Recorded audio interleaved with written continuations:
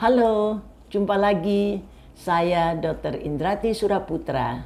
Saya psikiater dan sebagai psikiater, saya selalu memandang setiap permasalahan secara kejiwaan.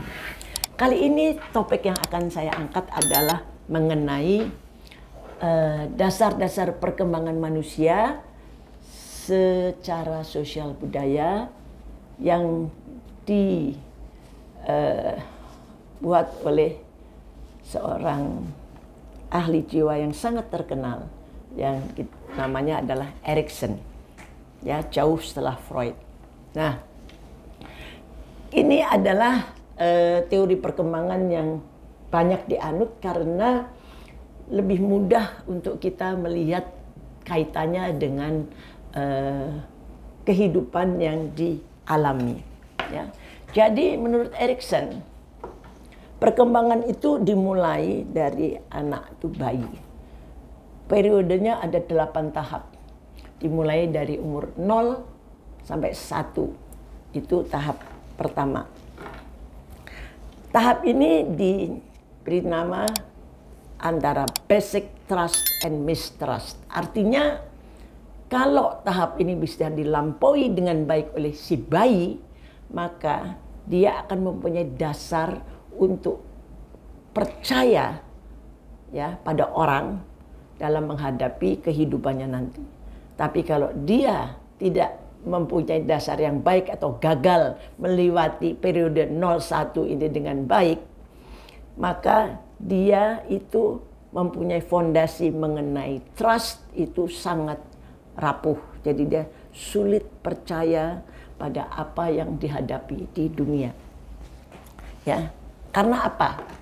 Ya, jadi penjelasannya adalah bayi itu lahir tanpa mampu untuk mengurus dirinya. Oleh karena itu dia sangat tergantung kepada caregivernya. Apakah itu pengasuhnya, apakah itu ibunya. Jadi dia sangat-sangat tergantung. Apabila misalnya dia nangis karena dia lapar, maka dia akan mengharapkan untuk mendapatkan makanan. Atau misalnya dia basah, atau misalnya dia rasa tidak nyaman, dia nangis, maka ada orang yang datang, ya, dia tidak tahu itu siapa, tapi ada orang yang datang untuk menghilangkan ketidaknyamanan itu. Nah, kalau di dalam periode 0 sampai 1 tahun ini, bayi ini diberi makan dengan benar. Setiap kali dia lapar, sesuai dengan jam makannya dia diberi makan. Apabila dia basah atau dia nangis rasanya nggak nyaman, maka diganti popoknya. Maka bayi ini bisa mengembangkan trust-nya. Tetapi kalau orang tua atau caregiver-nya itu di sini teledor, bayi dibiarin nangis aja, harusnya udah dikasih makan, jam makan, nggak tahu kemana orang tuanya atau pengasuhnya lagi di mana. Jadi dia bisa teriak-teriak, nangis terus sampai capek. Nah, kalau ini selalu terjadi seperti ini, bayi ini lalu kehilangan kepercayaan pada siapa aja. Karena dia ngertinya ya orang, berarti saya nggak bisa percaya sama orang. Ya, jadi kalau dia tidak bisa melampaui fase ini dengan baik, dia tidak merasa mendapatkan kasih sayang, digendong-gendong, ya, ada rasa cinta, dikasih makan pada waktunya, ada kehangatan, rasa nyaman, ya. Nah, kalau itu nggak didapat, maka dia merasa tidak bisa percaya, ya, pada siapapun juga. Ini basic trust-nya nggak bagus. Nah, kalau dia nanti pada usia, saya ambil aja 1 sampai 3 tahun. Itu biasanya adalah periode yang dinamakan otonomi, ya.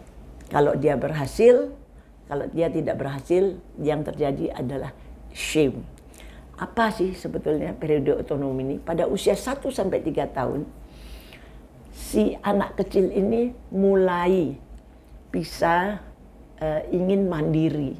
Jadi pada usia-usia sekitar 2 tahun ini sudah mulai ada toilet training ya. Lalu dia juga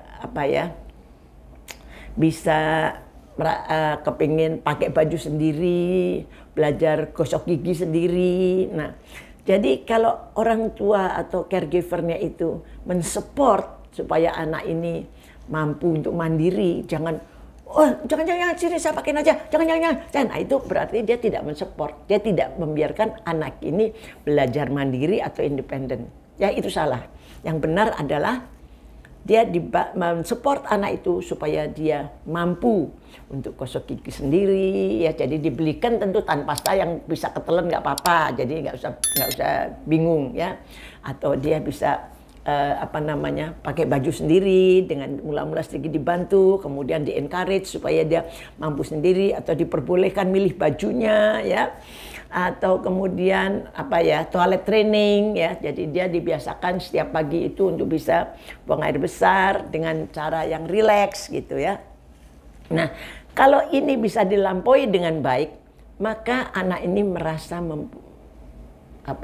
dasar dari otonomi dia atau kemandirian dia ini lalu ada. Basic untuk dia menjadi independen dan mandiri itu ada. Tapi kalau ini tidak bisa dilaksanakan, maka anak ini biasanya gampang ragu-ragu ya. Jadi nggak percaya kepada kemampuannya ya gitu. Jadi ini penting sekali pada usia 1-3 tahun orang tua itu mensupport kemandirian dari si anak. Nah, sekarang periode yang selanjutnya adalah periode usia 3-6 tahun ya.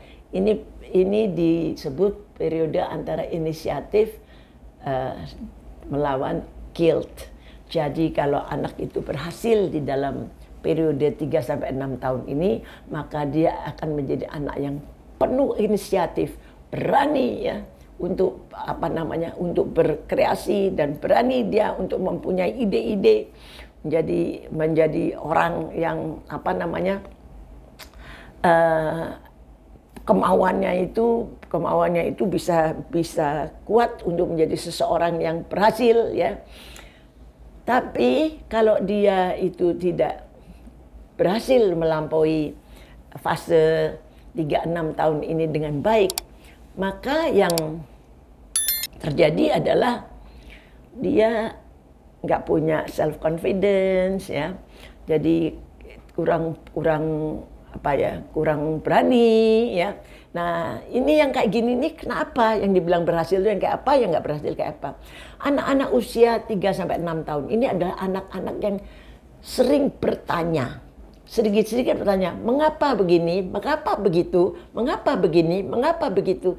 Kalau orang tua itu sabar menjelaskan dan menjawab setiap pertanyaan anak, maka ini adalah salah satu poin dari keberhasilan anak melampaui periode 3-6 tahun ini.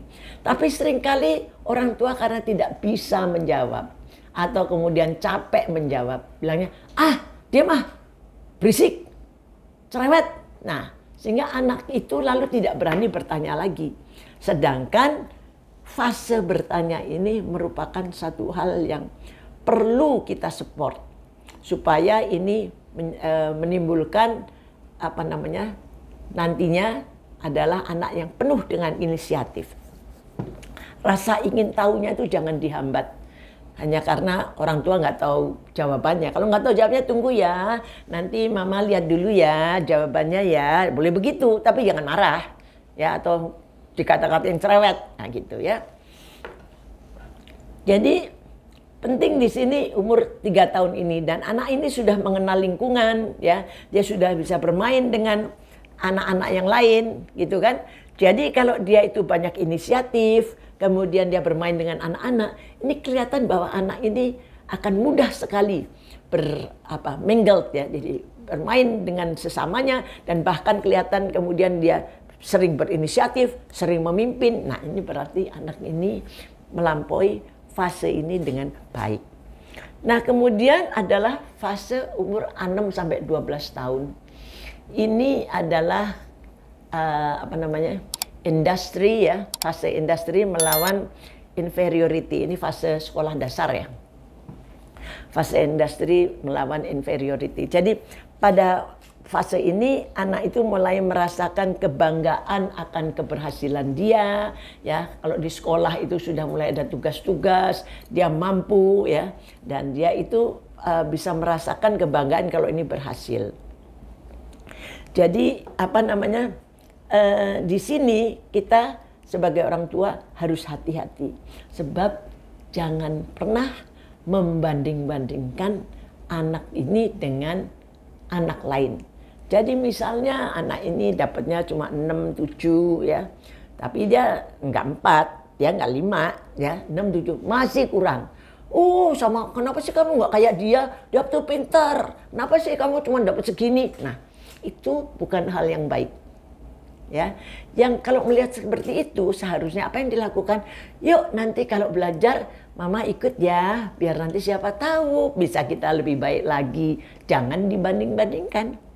Ya, apalagi kemudian kalau anak itu membawa angka yang bagus, kasih lihat, mama dapat 8, terus mama cuma nengok, oh ya, udah. Tapi begitu anak itu ketahuan angkanya 4, wah marahnya luar biasa. Ini juga nggak benar. Ya, anak itu dapat angka 4 aja udah sedih. Sekarang sampai di rumah masih dimarah-marah sama orang tua. Jadi apa yang harus dilakukan? Bersimpati kepada anak. Wah, angkanya 4 ya, kamu pasti sedih nih dapat angka 4 ini. Yuk nanti kita sama-sama ya berusaha supaya lain kali kita tidak dapat angka segini lagi. Nah, itu yang harus dilakukan. Bukan, wah goblok kamu sampai dapat angka, malu nih, orang tua jadi malu. Nah, itu yang tidak boleh.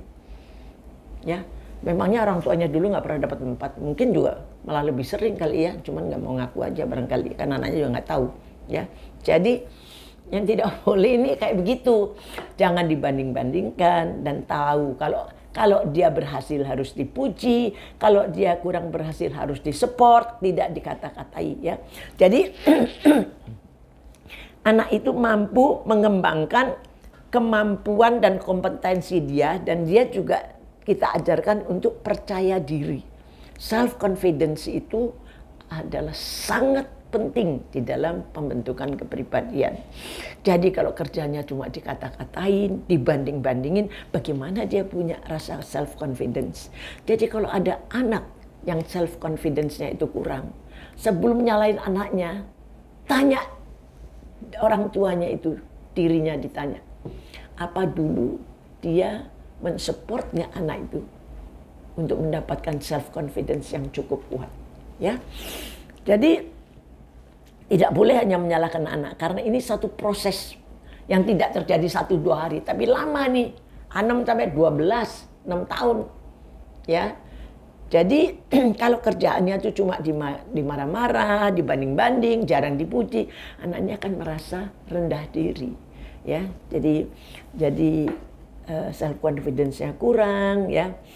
Jadi dia merasa bodoh, meskipun nanti sekali-sekali dia itu dapat angka bagus, tapi tetap kalau anak itu nggak punya self confidence, dia bilang, jangan-jangan karena aku beruntung aja. Nah, seperti kayak gini nih, anak-anak kayak gini ini sulit untuk maju, ya. Jadi jangan sampai orang tua itu membodoh-bodohkan anak, membanding-bandingkan anak dengan yang lain, ya.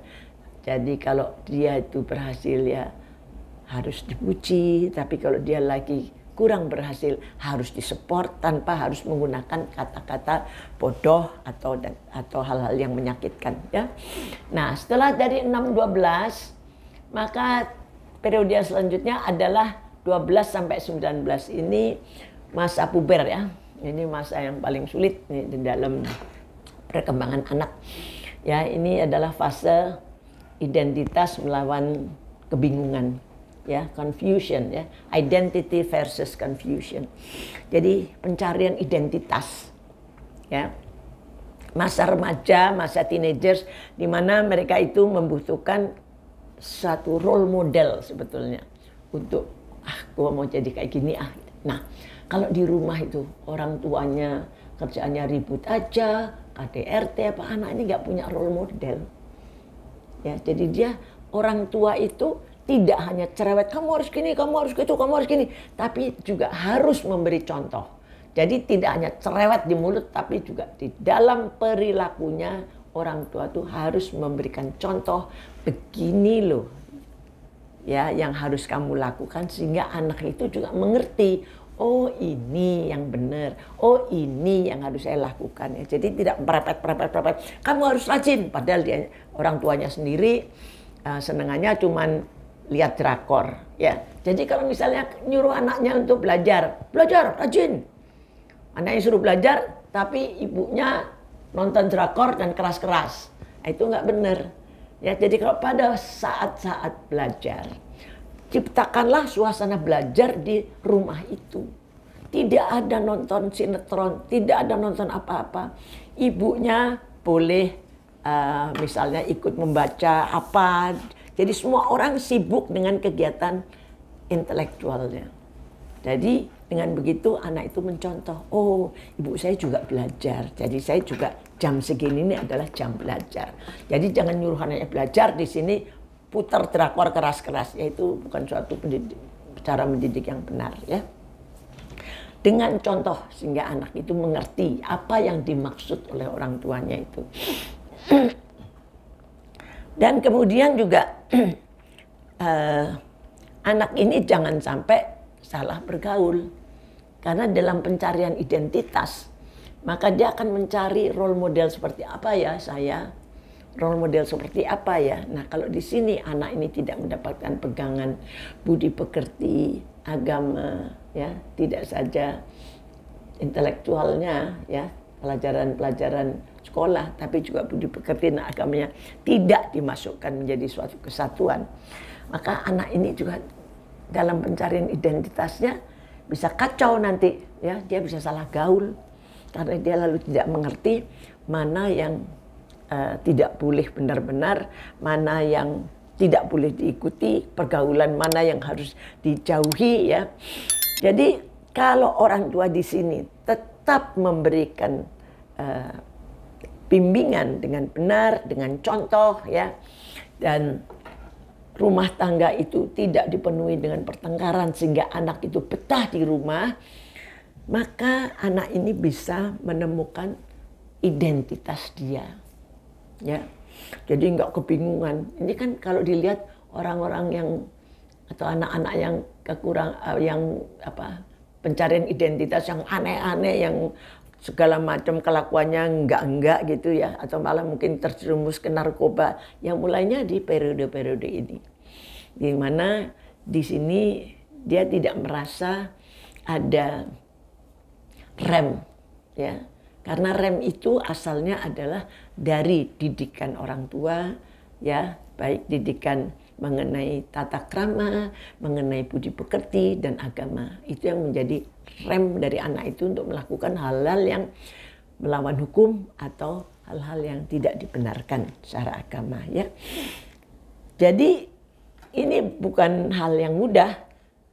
Periode 12-19 tahun adalah periode yang sangat sulit karena pada masa-masa ini anak ini merasa paling dekat justru dengan teman-temannya. Merasa dekat sekali dengan teman-teman. Orang tua itu kadang-kadang ya begitu aja, tapi pengaruh dari teman-teman itu luar biasa ya. Jadi ini harus hati-hati. Harus hati-hati. Jadi terlalu dikekang tidak bisa, terlalu dimanja juga salah. Anak-anak yang dimanja kenapa salah?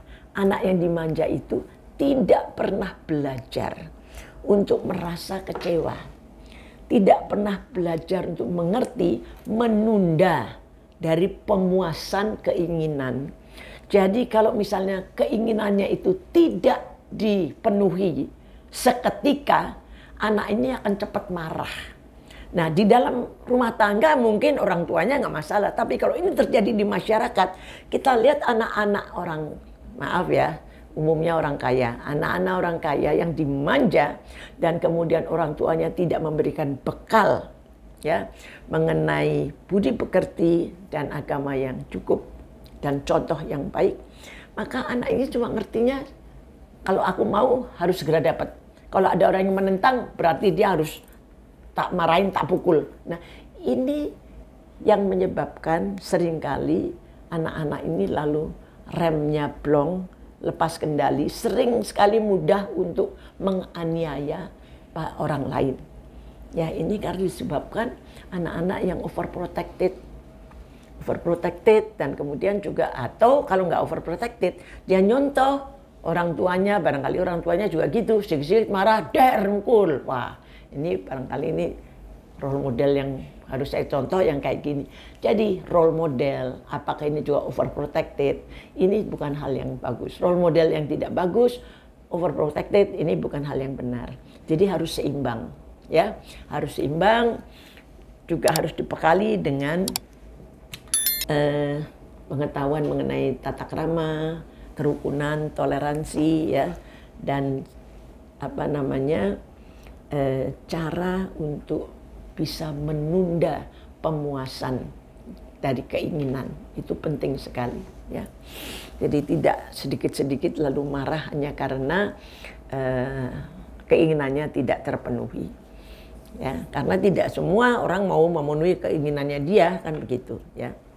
Dan orang ini, anak-anak ini merasa bahwa semua bisa didapatkan dengan uangnya dia. Tentu hal yang sangat tidak benar, ya. Nah, sekarang pada periode 19 sampai 40 tahun. Ini periode apa? Ini periode yang kita sebut antara intimacy dan isolation. Pada periode 19 sampai 40 tahun ini anak belajar untuk merasakan cinta. Ya, cinta pada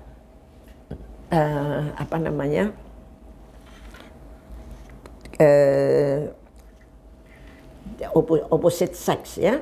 Jadi dia mulai memikirkan untuk pacaran dengan serius, ya, membentuk ikatan cinta yang bisa nanti dilanjutkan sampai rumah tangga. Ini periodenya 19 sampai 40 tahun.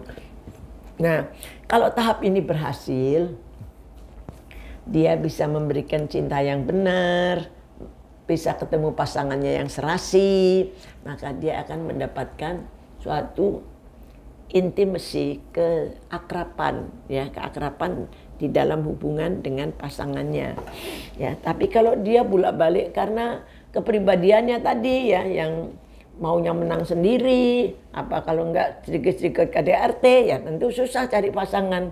Akibatnya yang terjadi apa? Isolation, ya. Dia lalu tidak ada yang mau sama dia.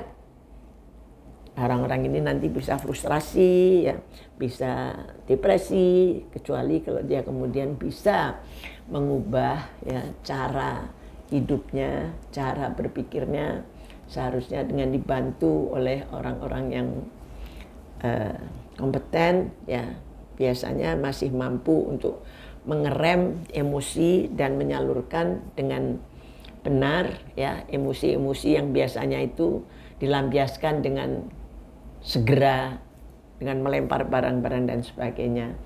Itu bisa dikendalikan, ya, dicari cara pelepasan yang lebih sehat. Nah,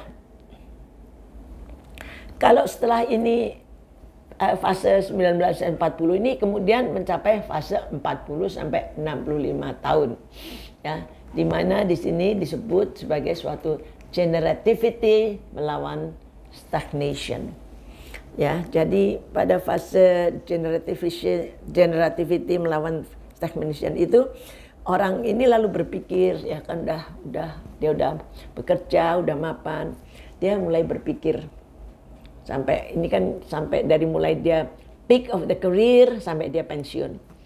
Pada akhir mendekati pensiun, dia akan berpikir, apa yang sudah saya berikan untuk masyarakat? Kontribusi apa? Apakah saya sudah cukup mengembangkan karir saya selama ini? Terus kalau dia senang berorganisasi, ya, apakah ini sudah posisi di organisasi yang paling top yang bisa saya capai? Jadi keberhasilan pada fase ini, dan kemudian dia bisa merasakan, ini membuat orang bersangkutan itu merasa sebagai manusia yang berguna, ya, dan juga yang sukses, gitu. Tapi kalau dia itu merasa, duh, gue udah umur pensiun begini, ternyata aku nih belum bisa apa-apa, nggak punya apa-apa, nggak punya kontribusi apa-apa, merasa nggak berguna ya. Jadi ini orang-orang kayak gini ya, kalau sudah menghadapi pensiun makin-makin stres ya, jadi bisa depresi. Nah, kalau dia sudah sampai kepada fase di atas 66 tahun, ini biasanya ya udah banyak, udah punya cucu kali ya. Ini udah paruh baya lah ya. Jadi dia sudah mulai merasa bangga di dalam hatinya ya akan apa yang sudah dia capai ya. Tapi bisa juga kalau yang dari usia tadi sebelumnya dia merasa tidak berhasil, yang sekarang dia juga makin merasa putus asa, udah tua, saya ini nggak nyampe apa-apa, nggak punya apa-apa. Orang-orang yang kayak begini ini, lalu semangat hidupnya pada masa tuanya menjadi sangat menurun. Akibatnya dia seringkali bisa cepat pikun ya. Jadi harusnya sampai setua apapun usahakan untuk tetap aktif ya, baik fisiknya maupun terutama adalah mindnya ya. Jadi intelektualnya itu terus dipakai sehingga dia tidak gampang pikun. Jadi kalau dia bisa mencapai integrity ini instead of despair, jadi di atas 66 tahun ini disebutnya adalah fase integrity versus despair. Kalau dia gagal dia akan despair, putus asa ya. Rasanya dah apa nih saya hidup selama ini kok nggak ada gunanya, nggak berguna, nggak berhasil. Atau dia bisa mencapai integrity, artinya dia merasa puas dengan hidup yang sudah dia lampaui dan dia kemudian siap menghadap ke usia lanjut, yang menjalani usia lanjut dengan rasa yang lebih nyaman ya dan lebih mantap ya, biasanya lalu lebih mempertebal rasa spiritualnya. Nah, ini fase-fase ini ya, terutama yang sampai dengan umur 1940 ya. Itu adalah fase-fase perkembangan yang sangat-sangat penting di dalam pembentukan kepribadian. Jadi kepribadian itu tidak dibentuk dalam setahun 2 tahun. Tadi mulai bayi sampai dengan umur 19, di mana dia udah ada pencarian identitas dan apa trauma-trauma yang terjadi pada saat itu, lalu bagaimana anak-anak itu melewati masa-masa itu ya, apakah dengan orang tua yang cukup bijaksana untuk bisa membantu anak-anak melewati dengan sukses atau justru negligence ya. Masalahnya kenapa sekarang ini banyak terjadi anak-anak yang kepribadian atau kesehatan mentalnya itu gampang terganggu atau kepribadiannya itu kurang kuat, karena situasi sekarang itu menyebabkan orang tua, ibu ataupun bapak itu begitu sibuk untuk mencari uang. Ya, hidup makin susah, makin kompetitif. Ya. Jadi menyebabkan lalu pendidikan pada anak itu seringkali tidak bisa dilaksanakan dengan baik. Ya mungkin diusahakan tapi tidak sebaik pada waktu dulu di mana situasinya masih tidak terlalu kompetitif ya. Ibu-ibu juga lebih banyak di rumah ya, dan bapak juga pulang kantornya juga sore saja. Kalau sekarang orang tua tuh bisa pulang sampai jam 12 malam, jam 1 malam ya. Mana ada waktu lagi buat anaknya. Jadi hal-hal yang seperti ini yang menyebabkan perkembangan kepribadian dari anak itu lalu sangat tergantung pada hal-hal di luar sentuhan orang tua, terutama medsos.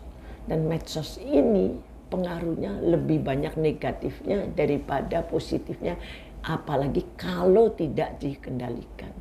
Jadi jangan heran kalau pada usia-usia 12-19 ini ada yang sampai kecanduan internet, adiksi internet, game dan sebagainya, karena dia tidak punya orang tua yang bisa diajak ngobrol, bercengkerama, keluarga, situasi keluarga yang dimana bisa saling bercanda.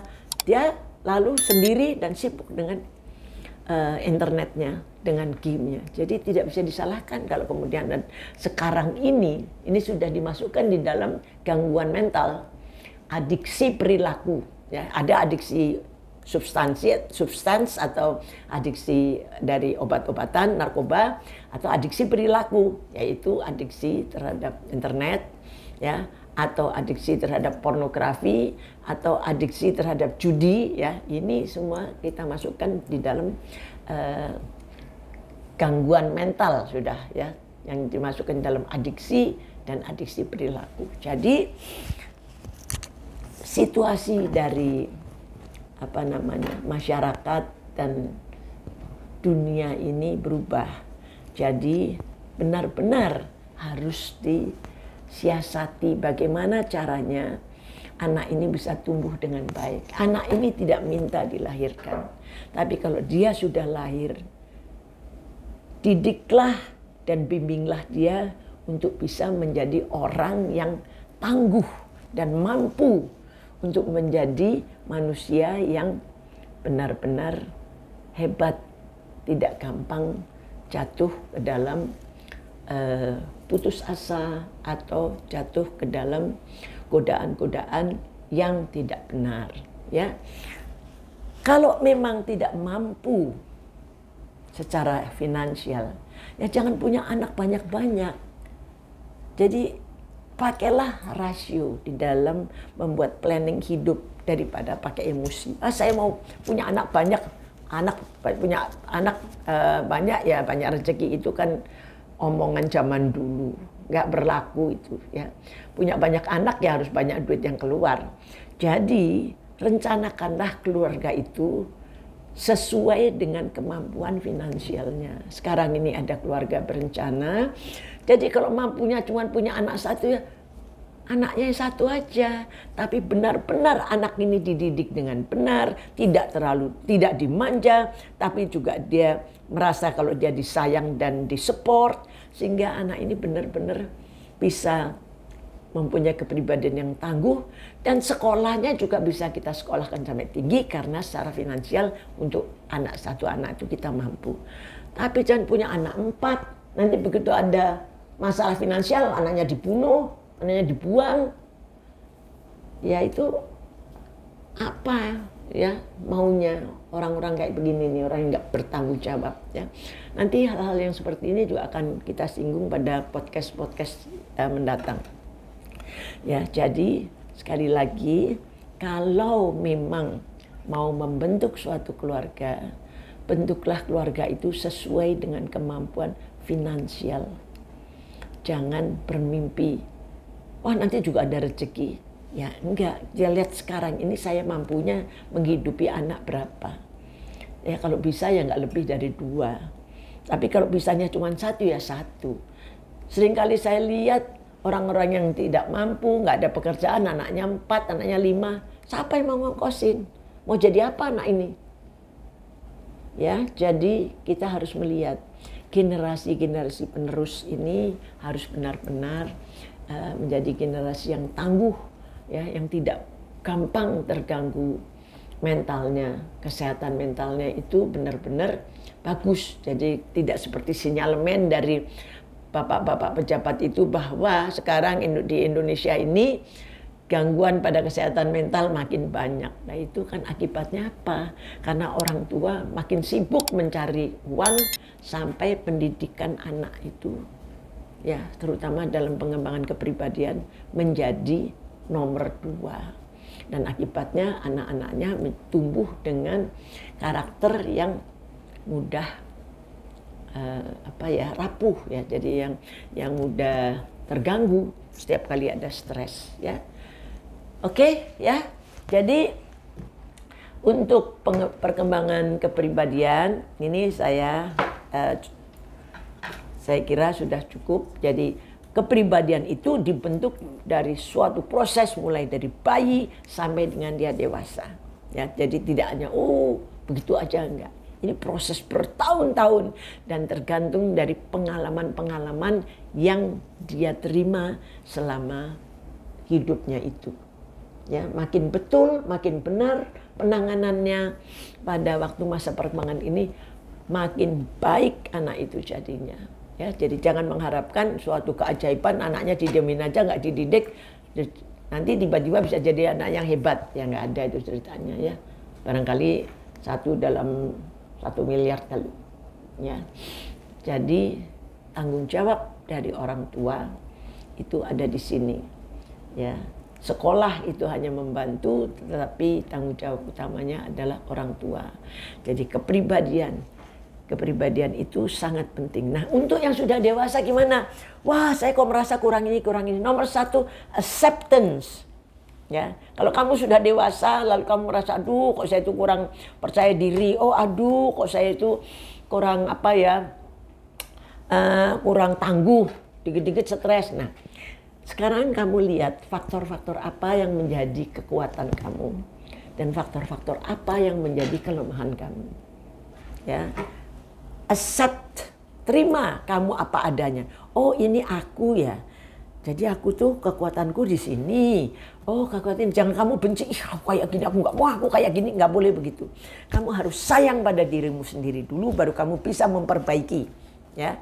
Oh begini, ya udah sekarang aku mau perbaiki diriku. Apa yang kamu bisa perbaiki sendiri dengan benar? Misalnya malas, ya bisa menjadi rajin, ya.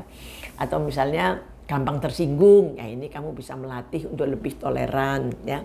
Itu bisa. Tapi kalau di mana kamu memerlukan tenaga profesional, psikolog atau psikiater untuk membantu, ya itu bisa saja. Tetapi untuk merubah personality benar-benar berubah, yaitu tentu bisa ya, terutama kalau sudah jadi. Jadi kalau udah di atas 20 ya udah agak sulit ya, apalagi udah 30 ya. Tapi kalau untuk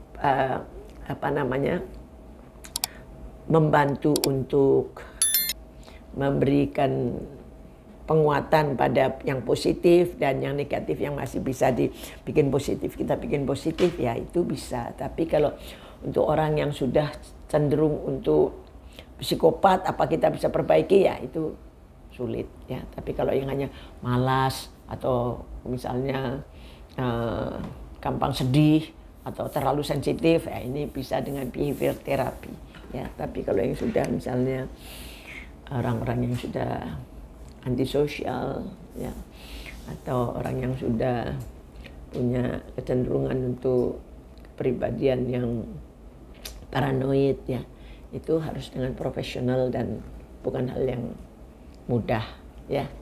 Itu. Jadi saya kira pembicaraan mengenai kepribadian ini saya tutup di sini. Mudah-mudahan ini bisa bermanfaat dan jangan lupa untuk mengikuti medsos saya di sini ya.